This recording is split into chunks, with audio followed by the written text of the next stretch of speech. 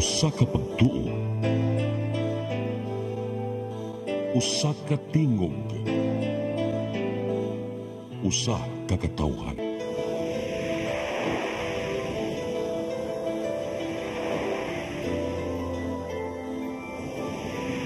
Cebu Catholic Television Network.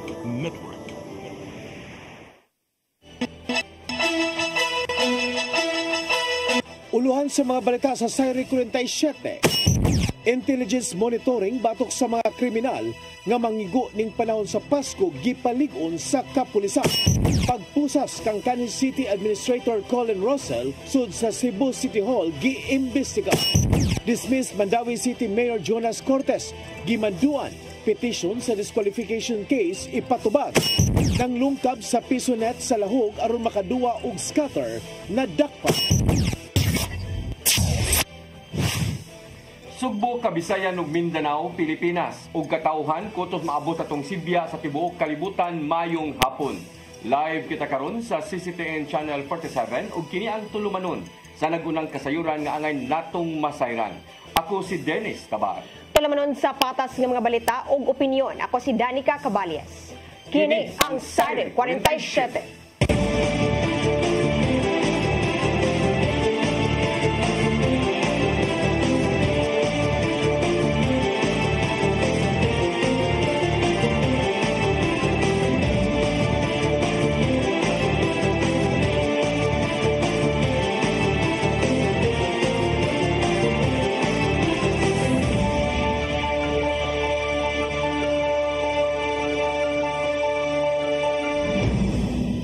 Ug karon sa kumpletong detalye sa atong mga balita, intelligence monitoring sa posibleng pagpangabot sa mga kriminal nga mangigo ning panahon sa holiday season gipalambo pa sa kapulisan sa dakbayan sa Sugbo. Publiko giawhag nga magbinantayon sa ilang mga butang kuna naa sa publikong dapit. Ang kasayuran ihatod ni Arnold Bustamante. Ning pagsulod na sa holiday season, ang kapulisan sa dakbayan sa Sugbo may panambo pa sa security human makadawat og impormasyon nga doon na rin nangabot ka mga criminals gikan sa laing rehiyon paingon sa Central Visayas. Mato ni Police Lieutenant Colonel Maria Teresa Makatangay, Deputy City Director for Operations sa Cebu City Police Office, atol sa Open Line News Forum sa Waterfront Lahog Hotel and Casino nga wala nilawad na ang posibilidad nga nausab sila sa dakbayan sa Sugbo. Iyang gibutyag nga doon na sila mga nangadakpan nga mga suspitsado ug nakakuha sila nga mga kasayuran gikan sa lang grupo. Wala hinon maklaro kung asa ang ilang target nga ig-on apan ila kini nga giila nga warning nga dali angayan nga mulugak sa lang security labi na sa financial institution sa dakbayan sa Sugbo. But we are not discounting possibility of them coming in our area of jurisdiction, because previously we have made arrests and we have obtained information of furthering their crimes, though they were not specific of areas upon which they will subsequently hit. But we take it as a warning, although we have not obtained any specific threat of that regard. Nagigalayon usab sila sa ubang sektor sa katilingban nga makatabang sila nga pagbantay sa matag dapit sa syudad ning panahon nga busy ang mga Sugboanon. Atol sa pagsugod sa Misa de Gallo, dublihon pa sa kapulisan ang ilang seguridad ilabi na sa mga dagkong simbahang Katoliko.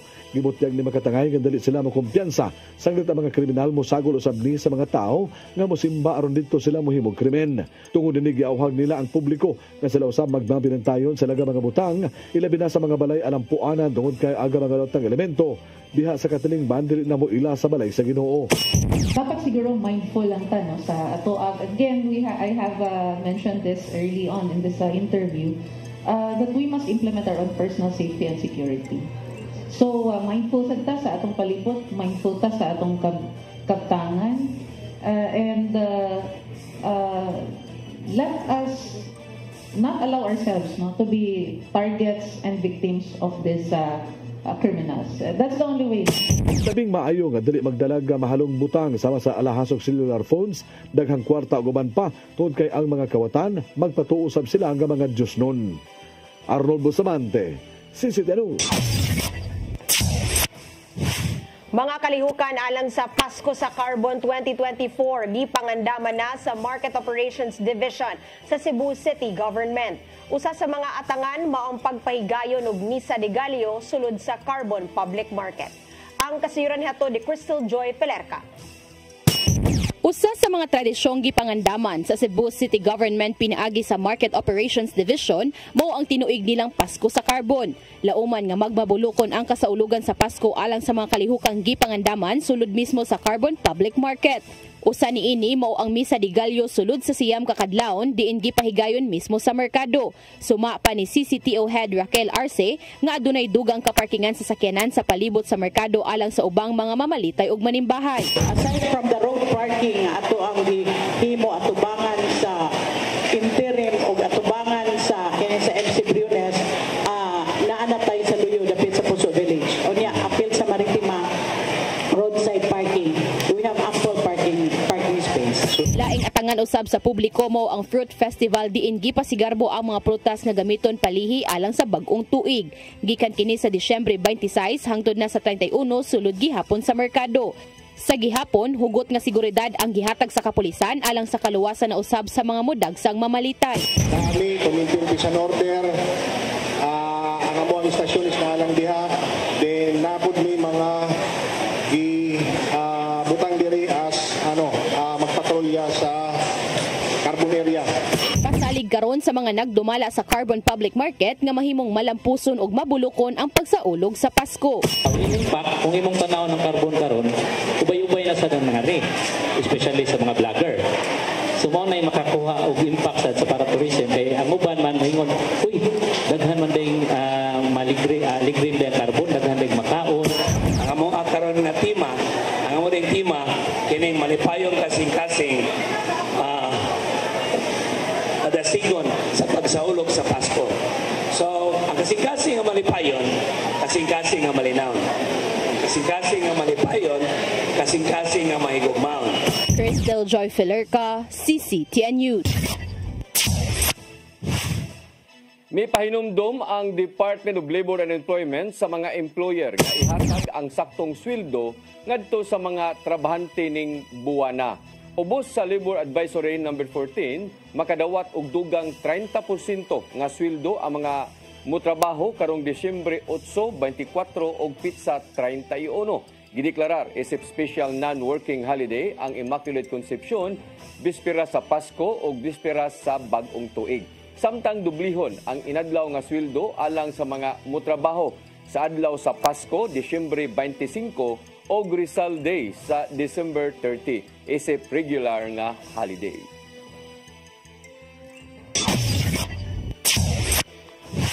Commission on Human Rights 7 nag-imbestigar na sa pagkasikop kang kanhi City Administrator Colin Rosel sulod sa Cebu City Hall. Igo lang silang misanong sa mando gikan sa uluhan nilang buhatan. Ang kasayuran nihaton ni Gian Navarro. Misanong ang Commission on Human Rights 7 sa mando gikan sa uluhan nilang buhatan aron susihon ang pagkasikop ni kanhi City Administrator Colin Rosel niadtong Nobyembre 8. May numdumang gidakop sa mga sakop sa Cebu City PNP si Rosel tungod sa gingong pagpanapa sa katungdanan o gibalhog kadali sa Waterfront Police Station. Apan gihimog ata ni Rosel nga walay gi-isyong warrant of arrest ang kapulisan mong ilegal ang iyang pagkasikop. Tungod sa mga panghitabo, gihangyo ni kanhi Mayor Michael Rama ang katagkuan sa CHR sa paglusad sa mong investigasyon. Sumapay ni CHR 7 Director Attorney Arvin Udron nga gipaabot nila ang kooperasyon gikan sa habig nila nga Attorney Rosel. Kini aron sa taon kung aduna bay kalapasang gibuhat ang kapulisan niadtong Nobyembre 8 sa gabii. If the rights of any person, any individual, regardless of who he is, whether a government official or an ordinary citizen is being abused or violated, then the CHR can come in and take cognizance of the case and conduct a probe or investigation. Kinanglanon ng affidavit of complaint gikan ni Rosel aron hayan makapadayon sila sa investigasyon. Samtang nakig-alayon sila sa Cebu City PNP aron masiguro ang patas nga investigasyon. Ilabi na nga makig-alayon sa CHR ang Internal Affairs Service sa PNP. Nanay initial communication or efforts ang atong investigation division to take into to account connecting with or conversing with Attorney Rosel, and what we need is also the cooperation of Attorney Rosel. Pasalig karon sa CHR7 nga to sa publiko nga di sagulan og pamulitika ang ilang investigasyon bahin sa nahitabong tensyon sa Cebu City Hall.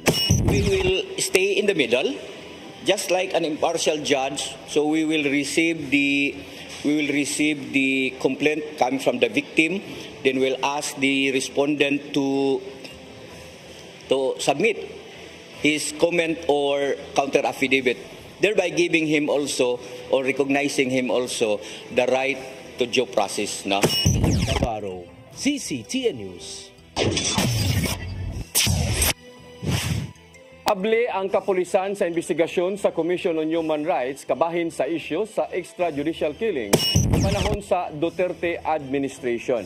Matod ni CHR7 Director Attorney Arvin Odron nga mahinungdanon ang akses sa mga dokumento kabahin sa mga biktima sa mga pagpatay atol sa police operations. Dugang ni Odron nga sa Duterte administration nahikawan ang ilang buhatan sa mga records nga gamiton sa investigasyon. Ning pagsaulog sa Human Rights Protection Week, gikinahanglan nila og dako nga gibug-aton ang kinabuhi sa tao batok sa bisan unsang kakulian sa otoridad.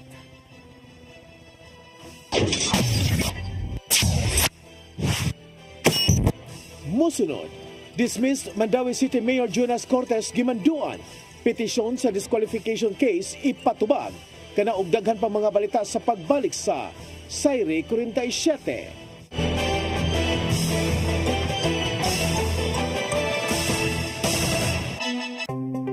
Discover the beauty of the Philippines.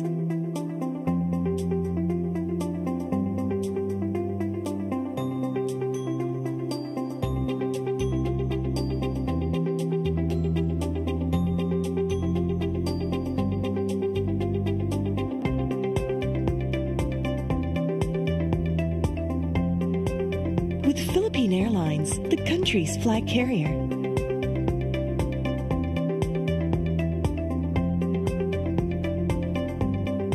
The airline that lets you feel the warmth of the nation.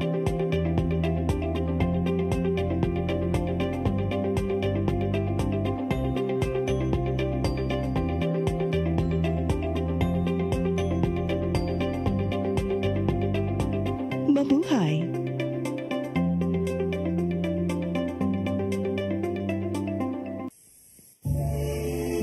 Ben Zubiri, kompositor, artista sa bantawan, pelikula o radyo. Mas nailhan sa ngang Iyo Carbo. Si Ben Zubiri ang isawat sa way kamatayong awit Matod Nila.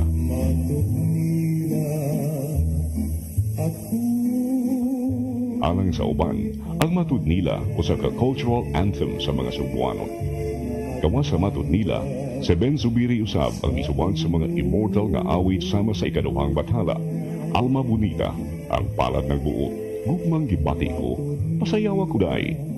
Si Ben Zubiri namatay niya atong 1969. Apan ang iyangan, buhi kanunay sa kasing-kasing sa mga taong padayong nag-awit sa iyang mga komposisyon.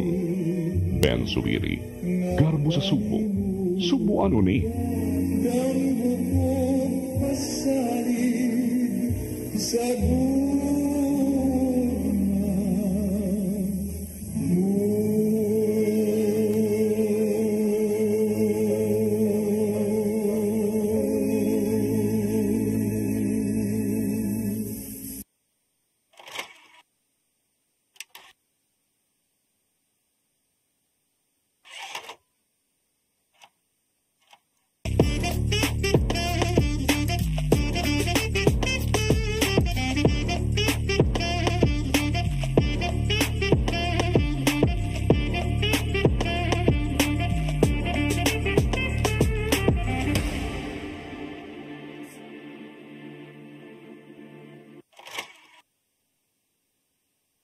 Start today. Unlock the secret to a healthier you. You're worth it. Health is wealth. Health Plus. City Flow. And Health Lift Plus. Health is wealth. Your path to a new start. Nutrition. Exercise and elimination. Water. Sunlight. Temperance. Air. Rest and recreation. And most of all, trust in God. Learn from our doctors be blessed by the testimonies of our overcomers. Ang inyong programa, Alam sa may sakit, walay sakit, ug dili ganahan magkasakit. Ozone Med Wellness Clinic New Start. Napapanood every Saturday, 8 to 9 a.m. Og ang replay airing matag Miyerkules, 1:00 hangtod 2:00 sa hapon. Dinhilang sa CCTN Channel 47. New Start, Ozone Med Health and Wellness Talk. Migo George! Oh, ako? Naon sa maning tanawa niyo? Kalma lang ni Godido. Sila Godido, mga mo sa susili. Sayo na. Oh, kano sa ba ka mo mabutan? Murag mao siguro na inyong hiwata. Oh, pagdagsa mo ni.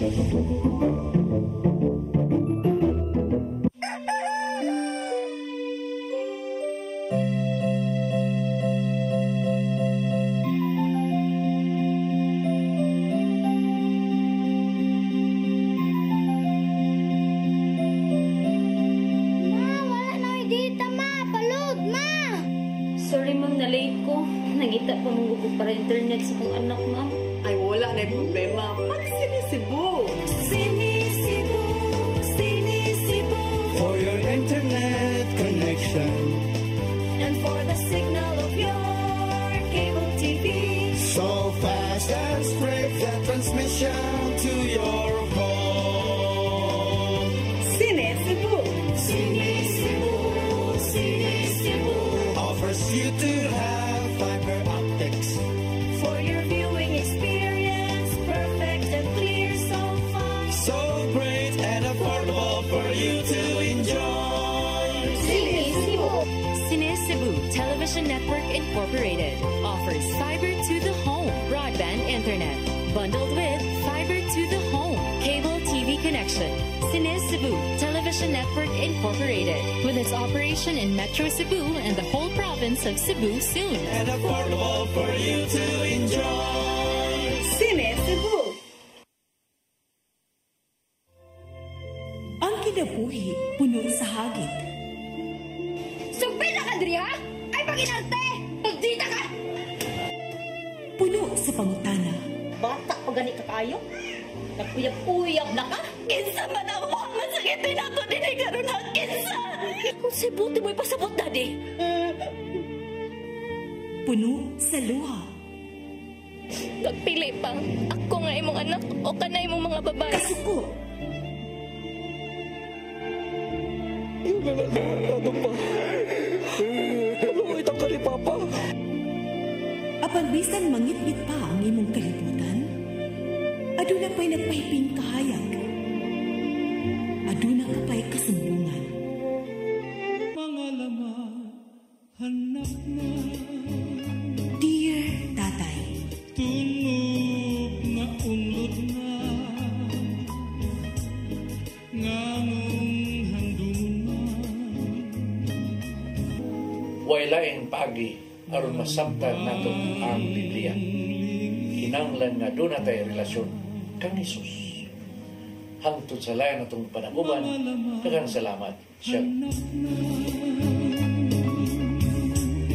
Tunog na unlod na.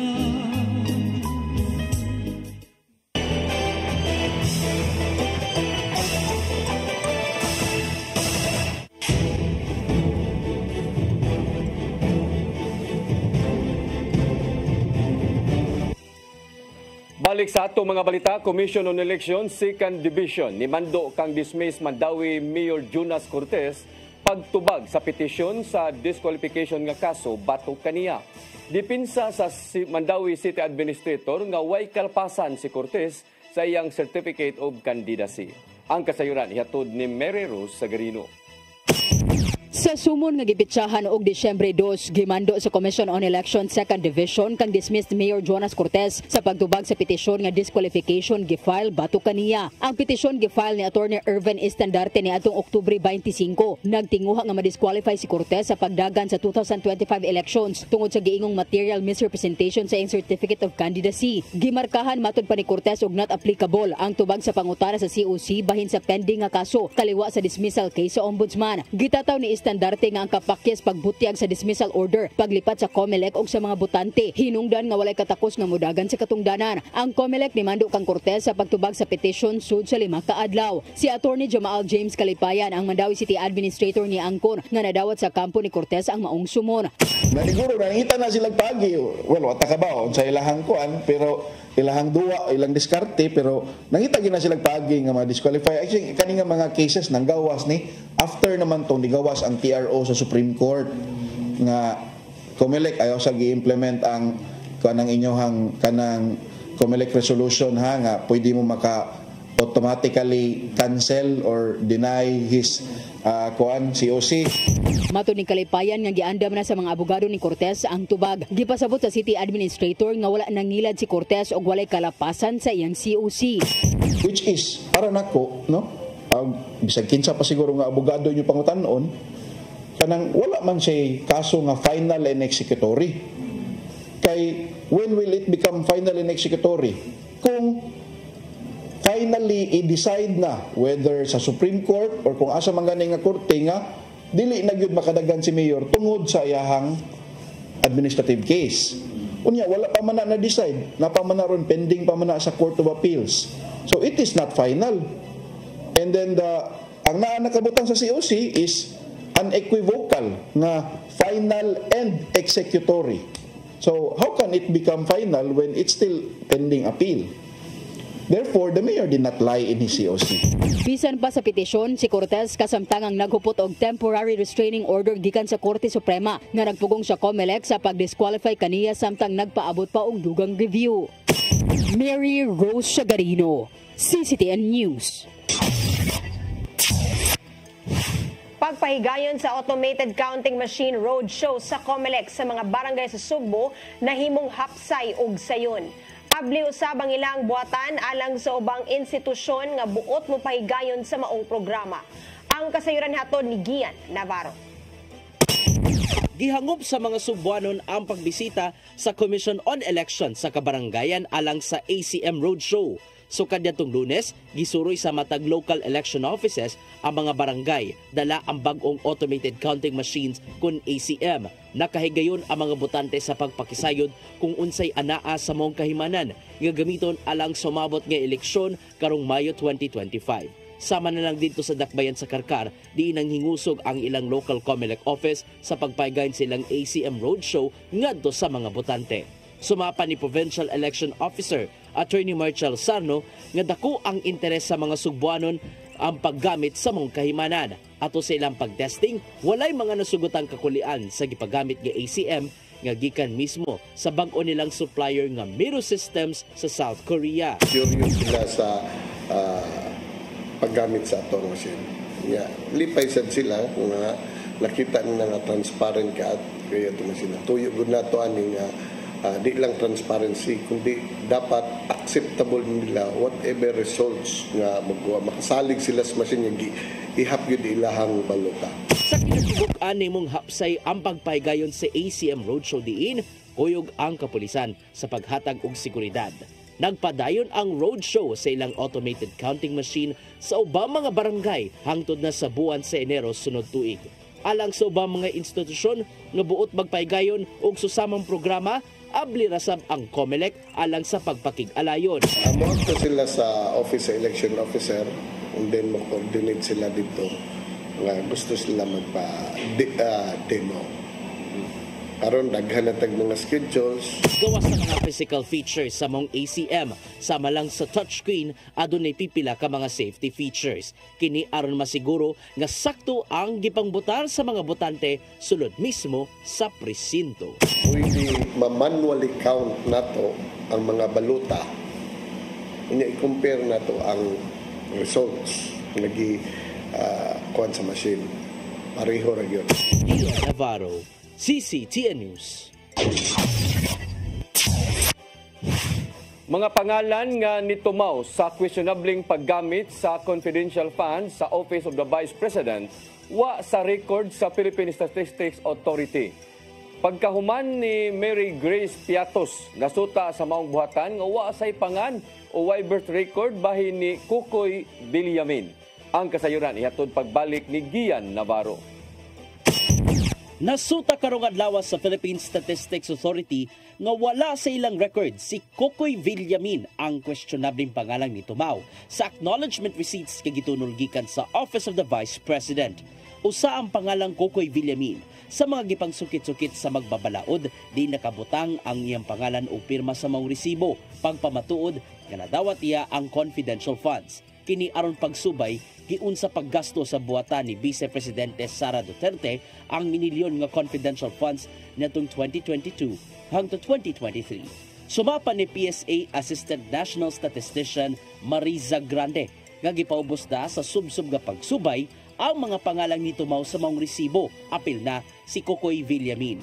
Kinibisan pa man og nakita sa ilahang verification process nga walay taong nahimugso sa maong pangalan o posibleng gigamit lang ang Kokoy isip nickname. Nasayran nga gamiton gyud ang full name sa tao alang sa official government records.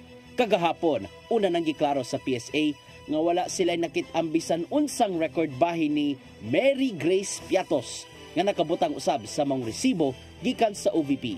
Resulta kini sa nimong tanyag sa pipila ka mga kongresista nga 1 million pesos alang sa makatudlo kung kinsa si Mary Grace Piatos. Subay kini silang pagduda ato sa nagpadayong investigasyon nga bugos lang ang mga pangalang gigamit aron mapirmahan lang ang mga resibo og makagamit sa confidential funds. Daan ang gimugatan ni VP Duterte nga wala niya giusik-usik ang pundo og pinasikad lang sa pamulitika ang investigasyon sa Kongreso. Ning pagkutlo sa balita, nagdumili sa paghatag og pamahayag si Duterte kung kinsa og unsa ba si Mary Grace Piatos. Gian Navarro, CCTN News. Nagtinabangay ang Office of the Building Official ug Cebu City Police Office aron mapatuman ang National Building Code. Kini aron mapatuman ang mga legal nga lakang batok sa mga nagpatugod og illegal construction sa dakbayan sa Sugbo. Sama lang sa pag-issue og closure order aron mahunong ang operasyon sulod sa establishmento hangtod nga matuman nila ang tanang mga safety standards. Sumapa sa Obo nga nagkadaghan na ang mga gipangtukod nga establishmento sa dakbayan. Dinadunay uban nga walay igong permiso sa ilang buhatan. Mongingusga nila ang pagpatuman sa National Building Code aron masiguro ang kaluwasan sa palibot.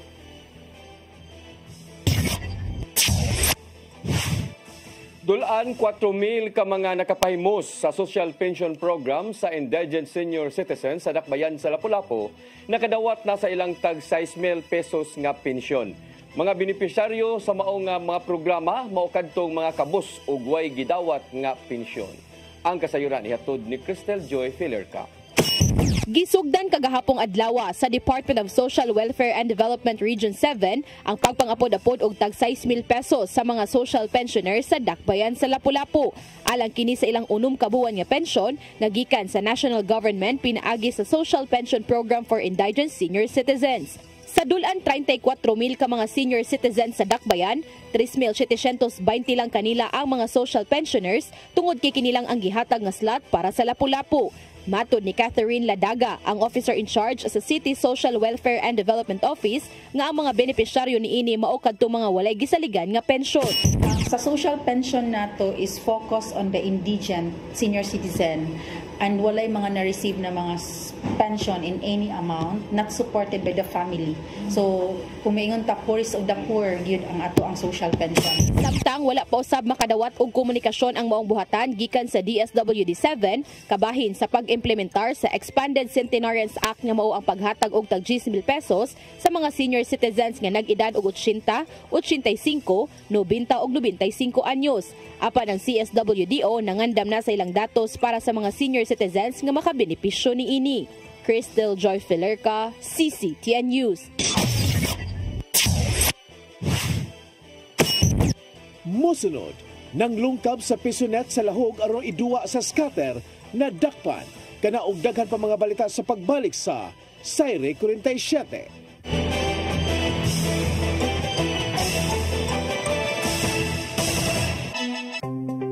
Discover the beauty of the Philippines.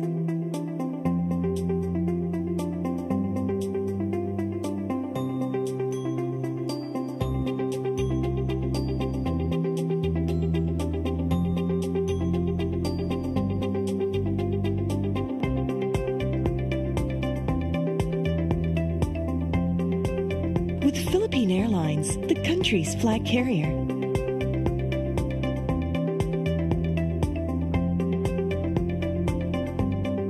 The airline that lets you feel the warmth of the nation.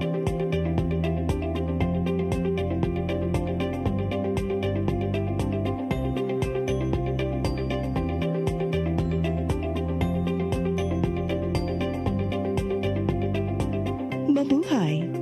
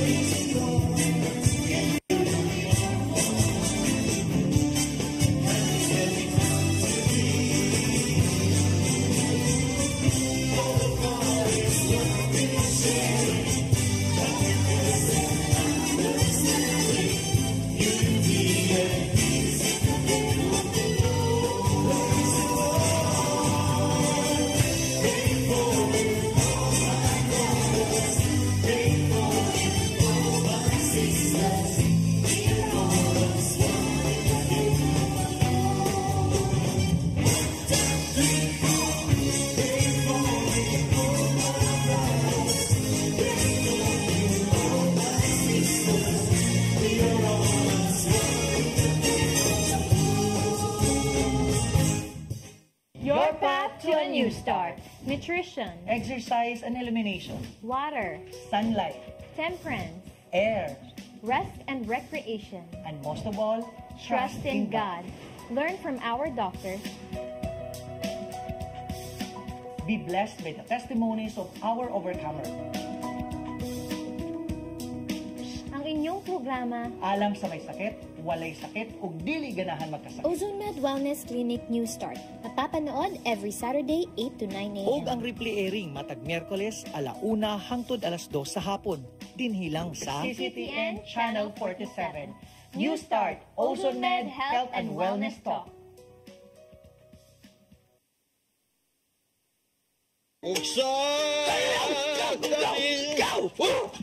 Unsa man kang tambulakan kalit nagabot. Nalantigan ni ron.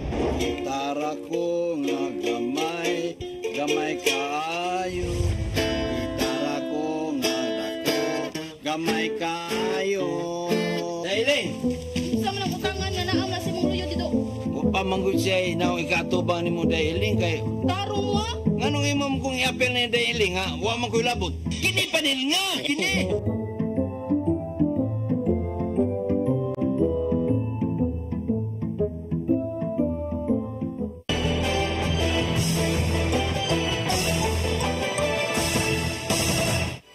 Balik sa atong mga balita, mga batang na rescue gikan sa online sexual trafficking ug pamilya nga taga-dakbayan sa Lapu-Lapu mahatagan og assistance sa City Social Welfare and Development Office.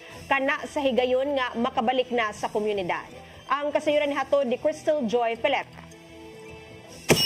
Kasamtangang anapa karon sa kustodiya sa Department of Social Welfare and Development 7 ang duha ka 8 anyos nga mga bata ug usa ka buwan nga masuso kauban ang ilang mga inahan human sila ma-rescue sa National Bureau of Investigation 7 niadtong Nobyembre 27 sa Zone Lato, Barangay Kalawisan, Dakbayan sa Lapu-Lapu.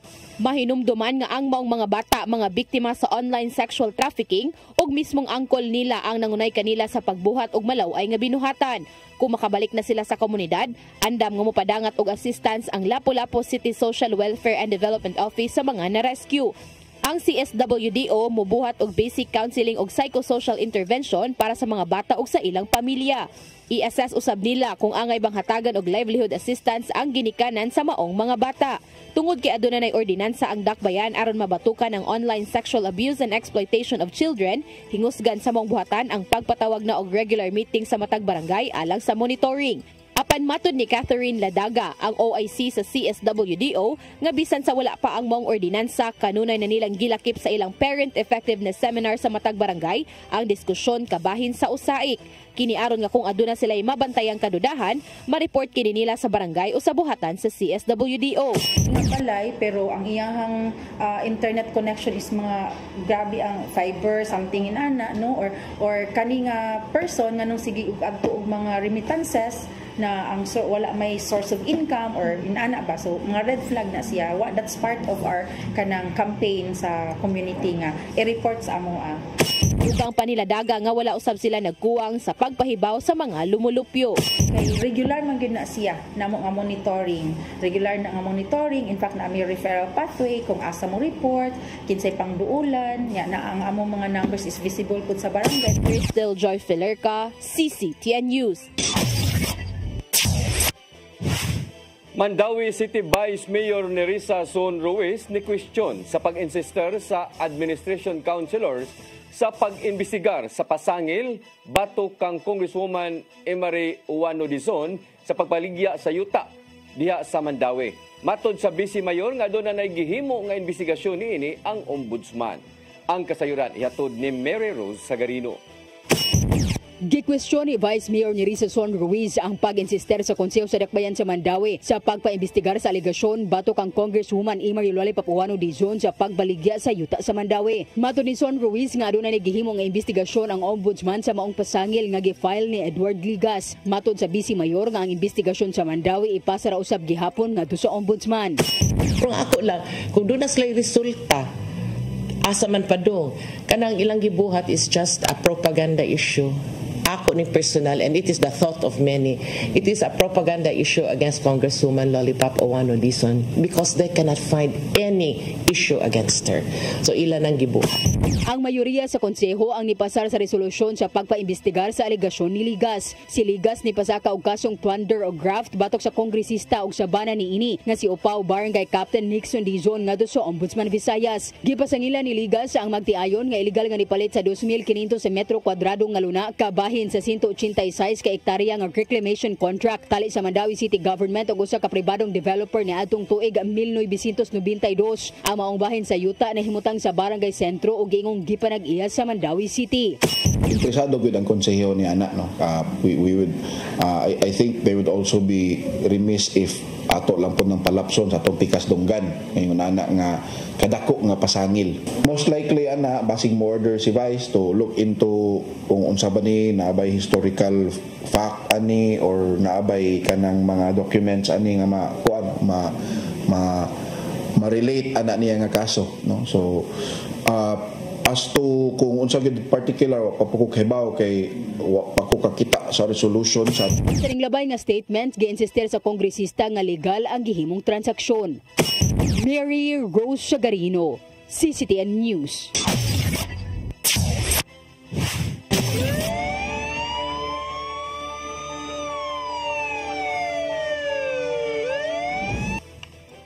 Siko pangusa ka babay human nakuhaan og dulan 800,000 pesos nga kantidad sa drogas ato sa buy-bust operation kagabi sa sitio Bato, Barangay Ermita, Dakbayan sa Sugbo. Nakuhaan si Rachel Pinkian Villarin na muyo sa nisgutang lugar o 110 grams sa gituang shabu. Matod sa Carbon Police Station nga usa ka high value target si Villarin tungod sa pagpamaligya og hangtod 250 grams sa shabu matag semana. Nasuta sa pasiunang investigasyon nga si Villarin usab ang gitumbok nga tinubdan sa ilegal nga droga sa ilang dapit. Nadakpan ang maong babay kaniadto tungod sa pagpayuhot og pagpamaligya og ginadiling drogas. Apan ibalik siya sa naandang negosyo sukad nga nakagawas sa bilangguan. Natanggong sa prisuhan ang usa ka lalaki human nasakpang ng lungkab sa Pisnit aron makakuha og sinsiyo sa sitio NGA Barangay Lahog, Dakbayan sa Sugbo. Sikop sa operasyon kagahapon si Gabriel Peñalosa, presidente ra usab sa mao nga dapit. Matod sa Mabulo Police Station nga gibuhat kini sa dinakpan aron lang ipusta sa duwa nga scatter. Sa kuha sa CCTV sa ilang nga silingan nakita nga giingong tuyo ang paglungkab sa Pisnit aron makuha ang mga sinsiyo. Sud sa mao nga kabtangan nga may kantidad og 10,000 ka pesos. Giangkon ra hinuon ni Peñalosa ang maong binuhatan aron makapadayon siya sa pagpusta ingon man pagpalit og pagkaon. Mao kadtong naglangkob sa atong mga balita sa Sayri 47. Ako si Dennis Tabar. Sa atong Christmas countdown, 21 ka adlaw na lang sa dili pa ang Pasko. Ako si Danica Cabaliet, samtod ugma sa inyong paboritong tulumanon. Sayri 47.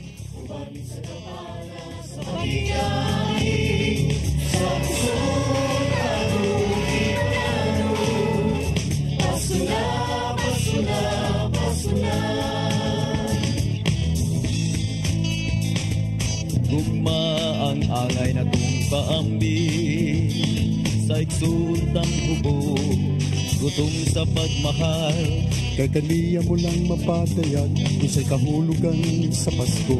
Ito sa pasungan nagpakatao ang atong Ginoo.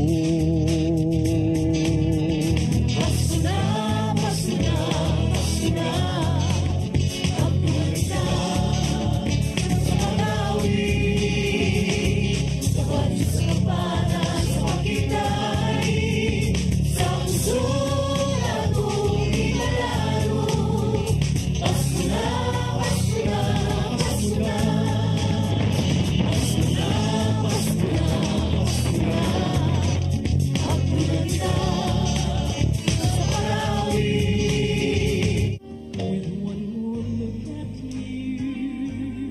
Amapola Kapase, tao nga Cebuana.